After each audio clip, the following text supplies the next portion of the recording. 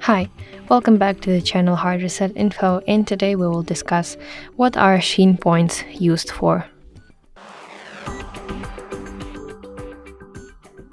So Shein Points are a part of the retailer's loyalty program, which allows customers to earn rewards through various activities such as purchases, reviews, and daily check-ins.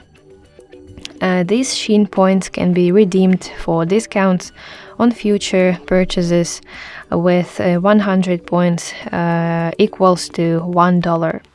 At the checkout, you can apply your accumulated points to reduce the total cost of products by up to 50%, excluding taxes, shipping, and other fees.